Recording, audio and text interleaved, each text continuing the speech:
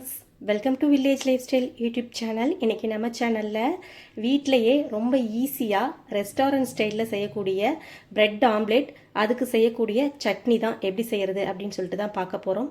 So வாங்க, first வந்து bread omelette செய்கிறதுக்கு ஒரு கொத்தமல்லி புதினா சட்னி வைப்பாங்க. ஸோ அந்த சட்னிக்கு என்னென்ன பொருட்கள் தேவை அப்படின்னு சொல்லிட்டு பார்த்துடலாம். இதுக்கு வந்து பார்த்திங்கன்னா மெயினாக புதினா எந்த அளவுக்கு எடுக்கிறீங்களோ அதே ஈக்குவல் அளவுக்கு கொத்தமல்லி எடுத்துக்கோங்க. உங்களுக்கு காரத்துக்கு தகுந்த மாதிரி பச்சை மிளகாய் எடுத்துக்கோங்க. நான் 2 பச்சை மிளகாய் எடுத்துருக்கிறேன். ஒரு சின்ன பீஸ் இஞ்சி, 5 பல்லு பூண்டு, சீரகம் கொஞ்சமாக, இது வந்து சுகர் 1 டீஸ்பூன், பொட்டுக்கடலை ஒரு டீஸ்பூன், லெமன் வந்து புழிஞ்சு விடணும் இந்த சாறு, அதுக்காக ஒரு 1/2 லெமன் எடுத்து வச்சுருக்கேன். இது வந்து பார்த்திங்கன்னா சால்ட்டு. இதுதான் வந்து பார்த்திங்கன்னா அந்த கொத்தமல்லி புதினா சட்னி அரைக்கிறதுக்கு தேவையான இன்க்ரீடியன்ட்ஸ். அடுத்து வந்து பிரெட் ஆம்லேட் செய்கிறதுக்கு நமக்கு வந்து பிரெட்டு ஸ்லைசஸ் தேவை. ஸோ நான் 6 பீஸ் வந்து பிரெட் ஸ்லைசஸ் எடுத்து வச்சுருக்கேன்.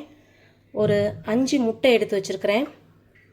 கூடவே வந்து பார்த்திங்கன்னா பெரிய வெங்காயத்தை ரொம்பவே பொடியாக நறுக்கி வச்சுருக்கேன். ஒரு 3 பெரிய வெங்காயம். இது உங்களுக்கு காரத்துக்கு தகுந்த மாதிரி பச்சை மிளகா போட்டுக்கோங்க. ஆல்ரெடி பார்த்திங்கன்னா கொத்தமல்லி புதினா சட்னிலையும் நம்ம 2 பச்சை மிளகா சேர்த்துருக்கோம். ஸோ உங்களுக்கு 1 அல்லது 2 பச்சை மிளகா வந்து இந்த மாதிரி பொடியாக நறுக்கி வச்சுக்கோங்க. அடுத்து பிரெட் ஆம்லேட் செய்கிறதுக்கு மெயினான இது பார்த்திங்கன்னா இந்த பட்டரு. அடுத்து வந்து கொஞ்சமாக வந்து பார்த்திங்கன்னா கொத்தமல்லி தழை, மிளகுத்தூள், தேவையான அளவுக்கு உப்பு, கொஞ்சமாக வந்து பார்த்திங்கன்னா நான் மிளகாய் தூளும் எடுத்து வச்சுருக்கேன். ஸோ இவ்வளோ தான் ஃப்ரெண்ட்ஸ். ஃபஸ்ட்டு வந்து நம்ம கொத்தமல்லி புதினா சட்னி எப்படி செய்கிறது அப்படின்னு சொல்லிட்டு பார்த்துட்டு வந்துடலாம்.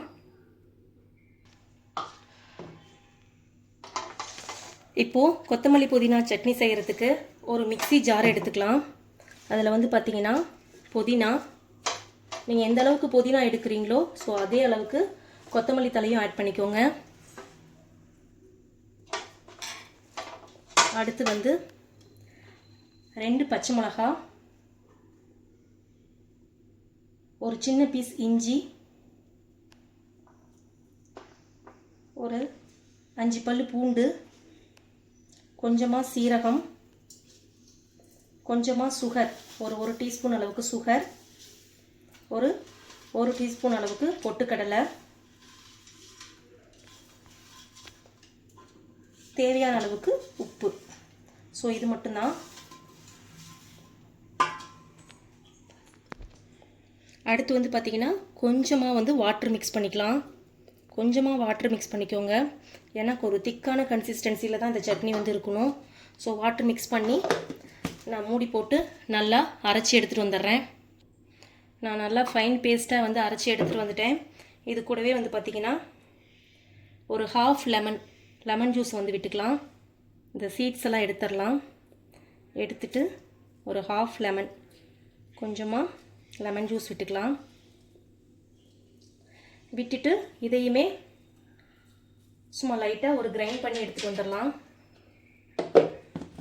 எந்த அளவுக்கு ஒரு ஃபைன் பேஸ்ட்டாக அரைச்சிருக்கிறேன்னு பார்த்துக்கோங்க. இப்போ இதை வந்து ஒரு பவுலுக்கு மாற்றிடலாம். ஸோ அவ்வளோதான். இதுதான் வந்து பார்த்திங்கன்னா அந்த ப்ரெட்டில் ஸ்ப்ரெட் பண்ணக்கூடிய அந்த கொத்தமல்லி புதினா சட்னி. ஸோ ரொம்பவே டேஸ்ட்டாக இருக்கும். ஸோ பாருங்கள், இந்த அளவுக்கு சட்னி வந்துருக்குது. ஸோ இது ஒரு ஓரமாக எடுத்து வச்சிடலாம். அடுத்து வந்து பிரெட் ஆம்லேட் செய்கிறதுக்கு ஒரு பவுல் எடுத்துக்கலாம். எடுத்து வச்சுருக்க அந்த 5 எக்கையும்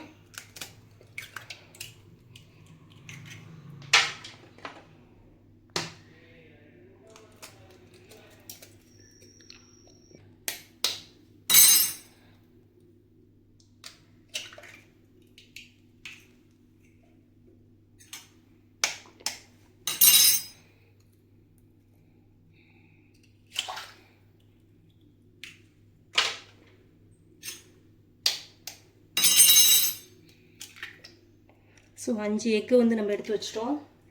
அடுத்து வந்து இது கூட ஃபைனாக கட் பண்ண ஆனியனை சேர்த்துக்கலாம். ஒரு 3 ஆனியன் வந்து நான் கட் பண்ணி வச்சுருக்கிறேன். ஸோ அடுத்து வந்து பச்சை மிளகா, 2 பச்சை மிளகா கட் பண்ணி வச்சுருக்கிறேன். அடுத்து வந்து கொஞ்சமாக கொத்தமல்லி தழை, லைட்டாக வந்து பார்த்திங்கன்னா மிளகாய்த்தூள், நான் தனி மிளகாய்த்தூள் தான் எடுத்து வச்சுருக்கேன், காஷ்மீரி சில்லி.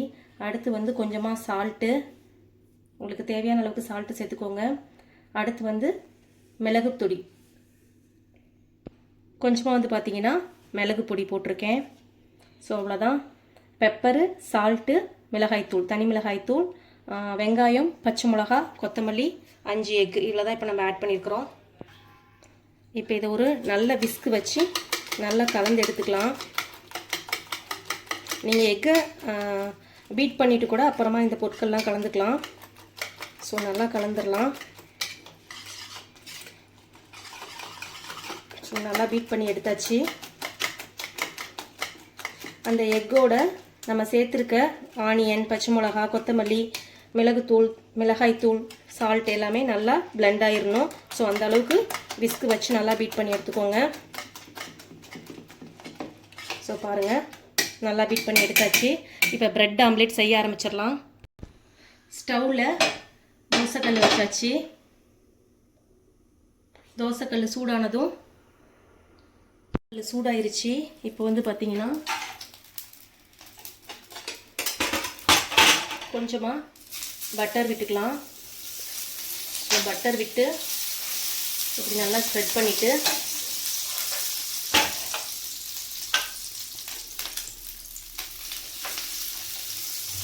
நல்லா ஸ்ப்ரெட் பண்ணிக்கலாம். இப்போ நம்ம எடுத்து வச்சுருக்க இந்த ப்ரெட்டை எல்லாமே இந்த பட்டரில் டோஸ்ட் பண்ணி எடுக்கணும்.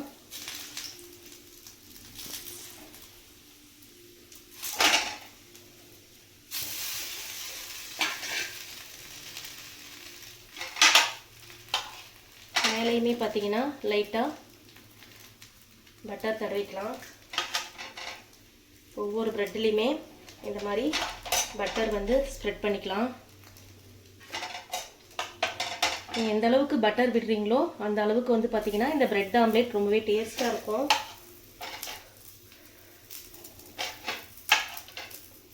ஸோ பாருங்கள், ஸோ அப்படியே லைட்டாக திருப்பிக்கலாம். ஸ்டவ்வை வந்து மீடியம் ஃப்ளேமில் வச்சுக்கோங்க. ஸோ இந்த ப்ரெட்டோட பட்டர் சேர்ந்து அந்த ஸ்மெல் வந்து பார்க்கவே அவ்வளோ சூப்பராக இருக்கும். ஸோ மீடியம் ஃப்ளேமில் வச்சுக்கலாம். ஸோ ப்ரெட்டை டோஸ்ட் பண்ணி எடுத்தாச்சு.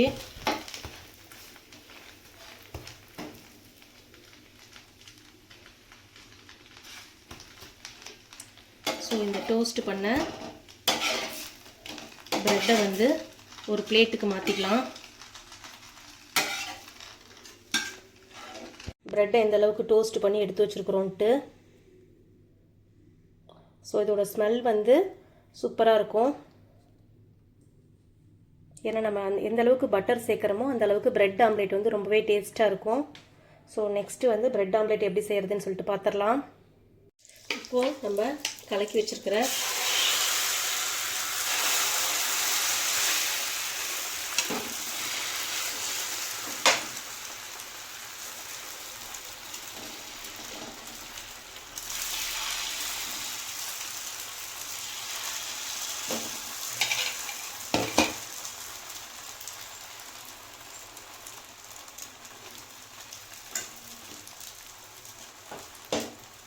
இப்போது இந்த இதில் நம்ம அரைச்சி வச்சுருக்க கொத்தமல்லி புதினா சட்னி ஸ்ப்ரெட் பண்ணாமல் ஃபஸ்ட்டு எப்படி பிரெட் ஆம்லேட் செய்கிறது அப்படின்னு சொல்லிட்டு பார்த்துடலாம். அடுத்து வந்து கொத்தமல்லி புதினா சட்னியை ஸ்ப்ரெட் பண்ணி எப்படி பிரெட் ஆம்லேட் செய்கிறது அப்படின்னு சொல்லிட்டு இதே வீடியோவில் நான் காமிக்கிறேன். இப்போ வந்து சட்னி வைக்காமல் எப்படி செய்கிறது அப்படின்னு சொல்லிட்டு பார்த்துடலாம். சட்னி நீங்கள் அரைக்கலைனாலும் இந்த மெத்தடில் நீங்கள் செஞ்சுக்கலாம் பிரெட் ஆம்லேட்.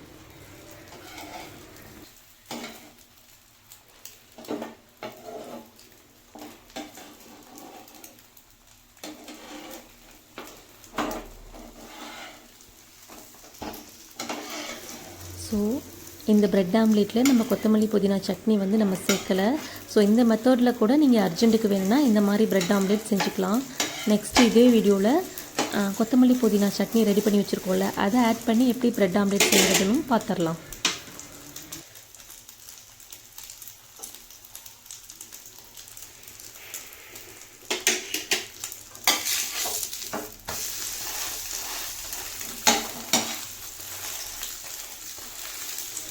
பிரெட் ஆம்லேட்டுக்கு நீங்கள் எந்த அளவுக்கு வந்து பட்டர் சேர்க்குறீங்களோ அந்த அளவுக்கு வந்து ப்ரெட் ஆம்லெட் வந்து ரொம்பவே டேஸ்ட்டாக இருக்குங்க. ஸோ அப்பப்போ திருப்பி விடும்போது பட்டர் சேர்த்து திருப்பி விடுங்க. அதே போல் நான் ஃபஸ்ட்டு சொன்னேன் இல்லைங்களா, ப்ரெட்டை டோஸ்ட் பண்ணணும். நீங்கள் டோஸ்ட் பண்ணாமல் ஃப்ரெஷ் ப்ரெட்டில் கூட இதே மாதிரி மெத்தடை யூஸ் பண்ணி நீங்கள் ப்ரெட் ஆம்லெட் செய்யலாம்.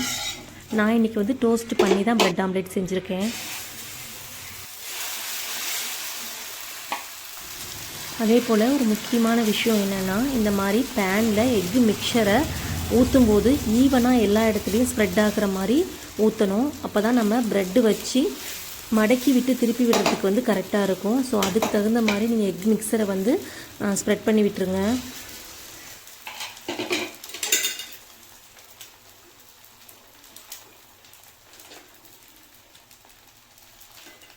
இந்த எக் மிக்சரில் நான் ஆனியன் சேர்த்துருக்கேன். ஆனியன், க்ரீன் சில்லிலாம் சேர்த்துருக்கிறதுனால கொஞ்சம் அந்த ஃபோல்டு பண்ணும்போது கட்டாகி தாங்க வரும். ஒரு சிலர் வந்து பார்த்திங்கன்னா இந்த எக் மிக்சர் மட்டும் ப்ளைனாக சேர்ப்பாங்க. ஸோ அந்த மாதிரி இருந்தால் அவ்வளோ டேஸ்ட் இருக்காது. அதனால தான் வந்து பார்த்திங்கன்னா இந்த ஆனியன், க்ரீன் சில்லி, கொத்தமல்லி எல்லாமே நம்ம சேர்க்குறது. இந்த மாதிரி நீங்கள் அடியில் வந்து அந்த பேஸ் வந்து எக் மிக்சரை வந்து ரெடி பண்ணும்போது ப்ரெட் ஆம்லெட் வந்து ரொம்பவே டேஸ்ட்டாக இருக்குங்க.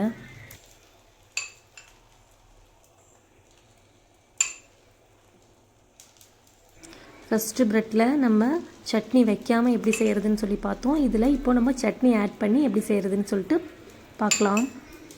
ஸ்ப்ரெட் பண்ணி விட்டுட்டு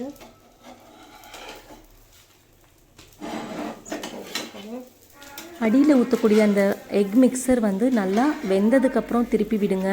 அப்போ தான் வந்து கட் ஆகாது. ஸோ அந்த மாதிரி திருப்பி விட்டால் தான் கட் ஆகாமல் நமக்கு ப்ரெட் ஆம்லெட் வரும். நல்லா பட்டர் விட்டு, எந்த அளவுக்கு பட்டர் விடுறீங்களோ அந்த அளவுக்கு டேஸ்ட்டாக இருக்கும். ஸோ பட்டர் விட்டு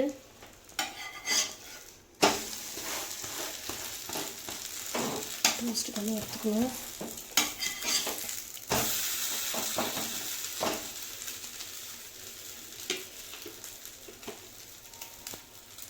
அளவையை ஊற்றிட்டு நான் எடுத்து வச்சுருக்கேன் ப்ரெட்டை அப்படி வச்சுருவோம். அதில் வந்து நம்ம ரெடி பண்ணி வச்சுருக்க கொத்தமல்லி புதினா சட்னி அப்படியே ஸ்ப்ரெட் பண்ணிடலாம்.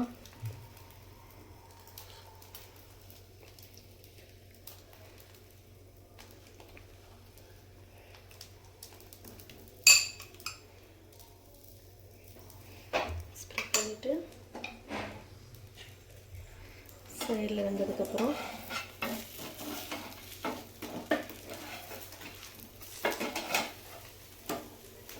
ஸோ நம்ம எடுத்து வச்சுருந்த அந்த ரிமைனிங் ப்ரெட்லேயுமே ப்ரெட் ஆம்லெட் செஞ்சாச்சு.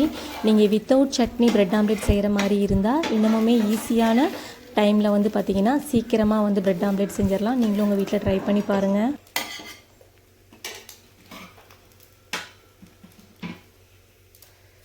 பட்டர் விடணும்.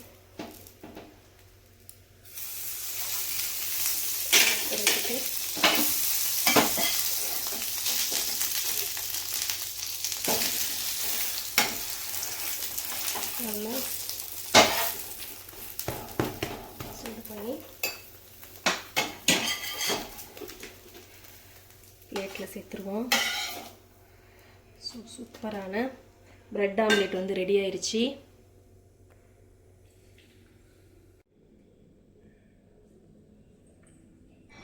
இதில் நீங்கள் வேணும்னா உங்கள் விருப்பம் போல் டொமேட்டோ சாஸ் வச்சு சாப்பிட்டிங்கன்னா அவ்வளோ சூப்பராக இருக்குங்க. ஸோ சூப்பரான ப்ரெட் ஆம்லெட் வந்து ரெடி ஆயிடுச்சு. 10 to 15 மினிட்ஸில் ரெடி பண்ணிடலாம்.